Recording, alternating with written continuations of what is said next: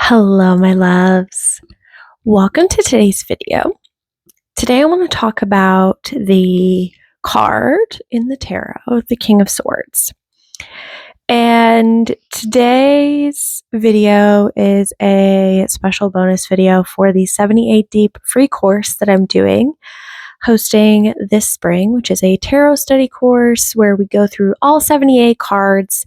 And this year we're really focused on looking at the structure within the tarot and how that can support us in expanding our understanding of the stories that are contained within the cards. If you'd like to join us for that, even if you're finding this in the future, I'll leave the information down in the description box for you, or you can go to my website, leannealigned.com, and find it there. But this card popped up for me today during the tarot study.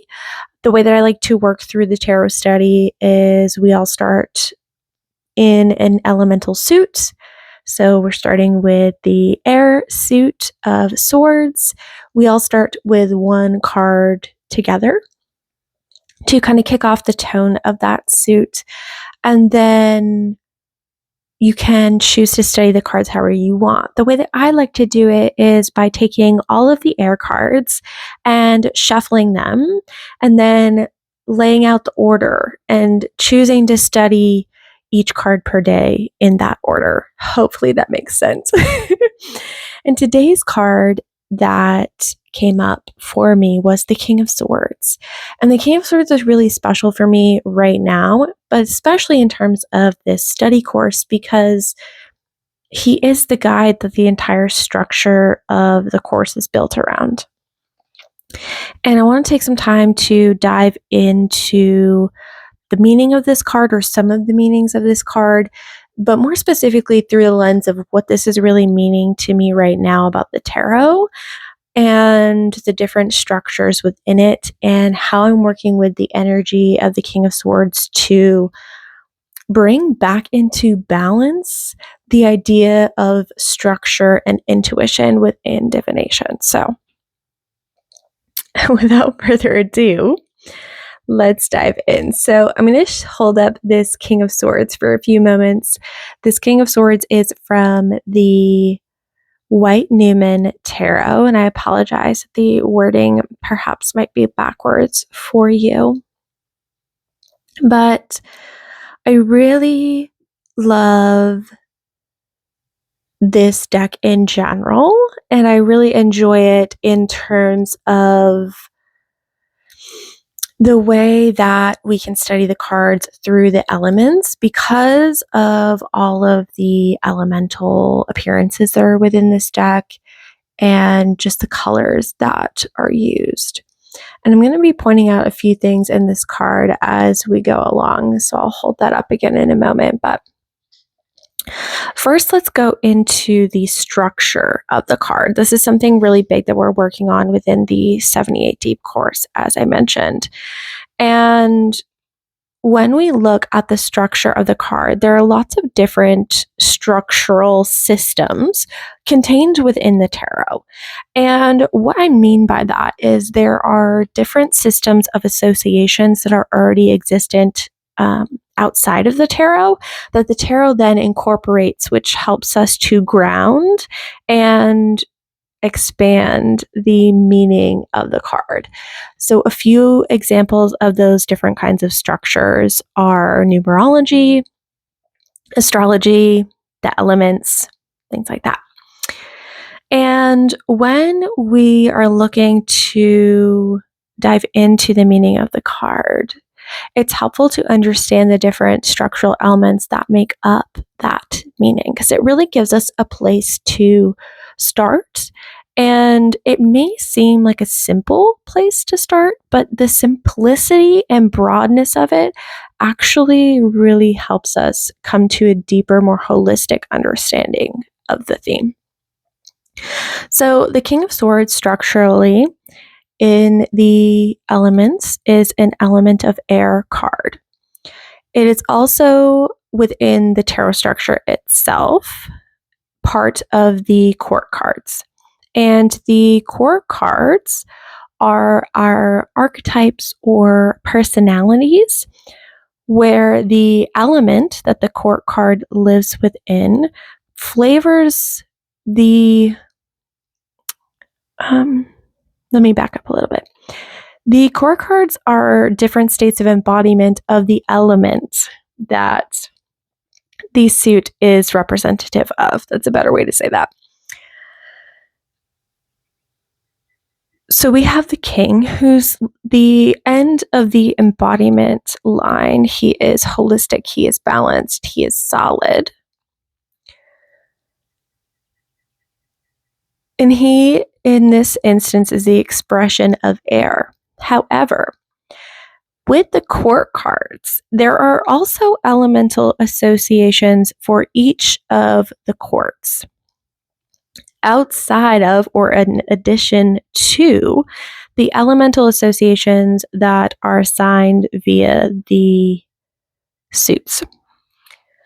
So the pages are earth, the knights are air, the queens are water, and the kings are fire. So this card, you may be thinking, well, why is it red? Why is he red? If he is associated with air. And that is because the kings are also associated with fire. And when we can marry these two dynamics together, it gives us already a really interesting multi-layered card. If we think of the embodiment of air, it's really all about the mind. But when we marry that embodiment of air with the embodiment of fire, which is transformation and passion and the essence that makes up our entire soul, it really begins to place context around how that air is expressing itself. We also have the numerological associations, as I mentioned. And when we look at the King of Swords, technically, because he's a court card, there is no number present on the card, right? However, when we divide the court cards up via the suit, we have each suit of ace through 10. And then we have the order of, at least in the RWS system, page, knight, queen, and king. This makes the king number 14,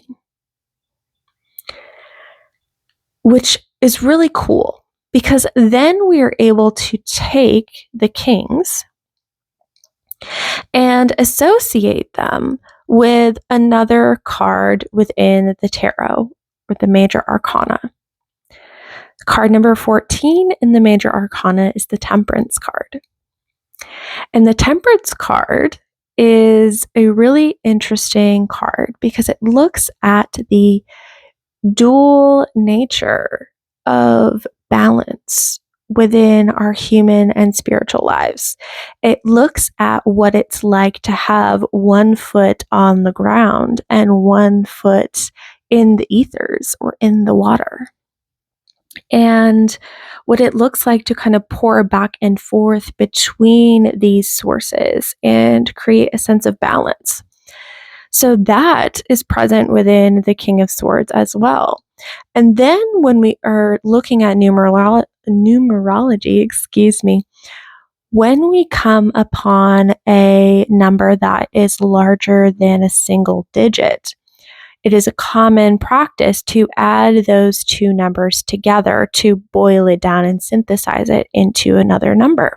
So when we add 1 and 4 together, we get 5.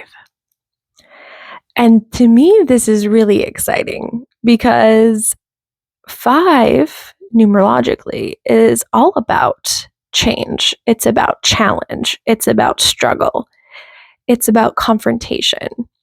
And why this is exciting is because 5 is the catalyst for change and transformation.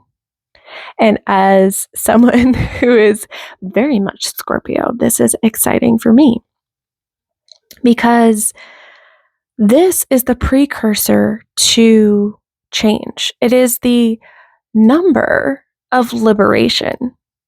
5 is liberation. It is freedom. It is breaking free of the constraints. It is overcoming challenges. It is forging new paths.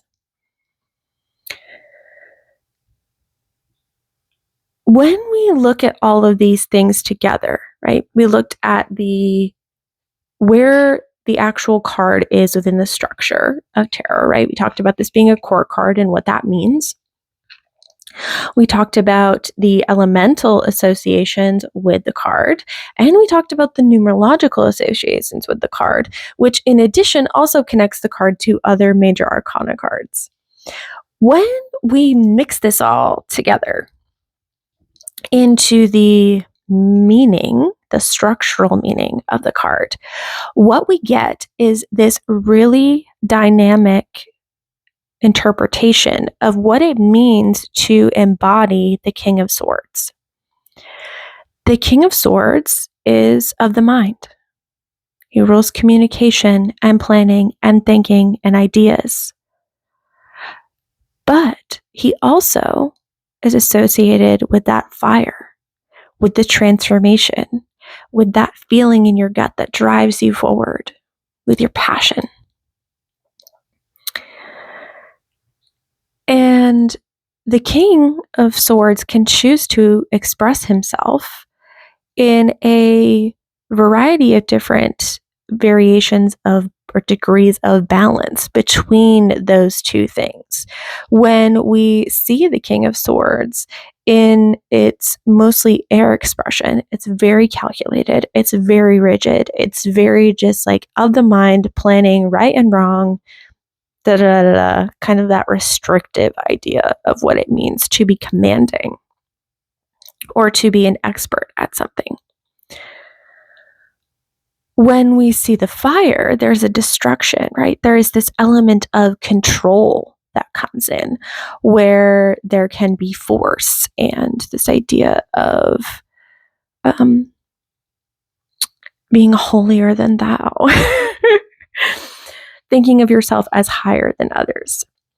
Now, these are the two extremes out of balance, right? But when we bring in this idea of balance, the king is actually this pillar of strength and this intense innovator that begins to think in a way that acknowledges the fact that there are many more factors at play than he can see. And he makes it his duty to understand these structures and to create his own structure around him in order to hold these big ideas. And while he's not holding the structure to nurture like the queens do, he is holding it as a placeholder, as a space to play with expansion. The King of Swords is a leader. And why this is really exciting is because he is leading innovation. He is leading a movement of freedom. He is holding the space for liberation while also deeply honoring the structure that is needed in order to do that. To me, this is really where I'm at with my tarot practice and why I've been sharing this particular version of the 78 Deep Tarot Study course is because I'm feeling this big wave of momentum of coming to a point where we begin to bring our divination practice, the art of divining, which is basically just interpreting the communication that is coming from the divine via a variety of sources, right? And this is an art. And in order to effectively channel this art, we need to understand the structure. And we need to understand it in a way that strips back the dogmatic BS that comes with that. Now, that is a large topic of discussion for another time. And if you're interested in hearing me speak more about that, I'm happy to do that.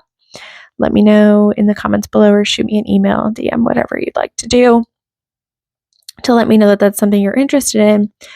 But the idea of taking the tarot, of stripping it back to its structure in a way that blows it wide open is exactly what I'm working on. Because there is a lot of projections that have been placed on this divination system that have kind of watered it down and really narrowed the scope of our understanding of what these cards represent. And the tarot itself is meant to be a tool of 78 cards that reflects the entire spectrum of experience of what it means to be a soul having a human experience. And in order to really break open that wide scope of what that means and to create the structure that actually channels that through, we need to get really clear in an understanding of what these cards are, what the different aspects of the cards are, how the associations play with each other, in order for us to really understand the energy that we're playing with every single time we pull up a card. And many of us in the past might have approached tarot, I certainly have, tarot study as learning the answers or learning the meaning of the card, and the meaning being different depending on which deck you're picking up. But I want to strip it back to its essence so that the card meanings become universal again. And we treat the deck that we're working with not as like this depiction is this meaning, but this depiction is the lens through which someone else viewed that wide experience of what the energy of this card is. Each time we look at a picture of the card, it is but a snapshot of that person's perspective, right? So when we can strip it back down to the structure, when we can take the perception away from it, it allows us to insert our own perception. And I'm not saying that we shouldn't study different decks. I think learning and growing and evolving and experiencing different people's perceptions and expressions of the card is 1000% necessary and a beautiful way that we get to interact with the cards. But it's not the main way that we should be studying and learning the tarot. It's about the structure that holds you, that channels the scope of the energy so that you have a starting place, that you have a framework and an understanding of what this card contains, what channels of energy this card taps into, so that as you begin to read the cards in either single draws or larger spreads or like my chaotic intuitive style, you are able to clearly and confidently channel through the messages without getting hung up on traditional meanings, depictions, etc., etc. One more thing I want to point out before we go, because I did say I was going to look at an example in this card, and this is one of the reasons I really recommend this deck, because it just aligns so much with this idea of the structures and the connections between the cards. And I don't know if this artist chose to depict this card because of this, but to me, it really speaks of this. So here you'll see, and I'm going to try to zoom in. If you look at the eyes of the card, one is white, glossed over, like he is blind in one eye, and one sees, clearly. And this is a depiction that is actually mimicked in this deck in the Devil card, which is really interesting. But to me, this speaks of, again, that temperance idea, that having one foot on the earth and one foot in the water and pouring between the two. It really speaks to the idea that he is not all within the mind. He is also within the intuition, paying attention to the unseen, acknowledging his shortfalls, and working to come into some type of alliance between that. We also see in this depiction the white Newman dog here. And this is part of this deck structure. It contains 2 extra cards, the white Newman and the black Newman. And basically they're representative of light and dark energies that we all possess within ourselves and within everything. But I really feel that in this particular rendition, again, we have this idea of the swords and the idea of the light, the essence, the unseen, that fuel of enlightenment, of understanding, of divinity that runs through all things. And this almost kind of brings in a little bit of water, right? It brings in some intuition, but in a really grounded and practical way.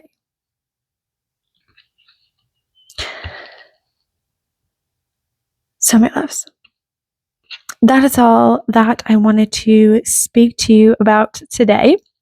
If you are interested in learning more about the different systems within the tarot, I'm doing a masterclass series this spring to go along with the 78 Deep course.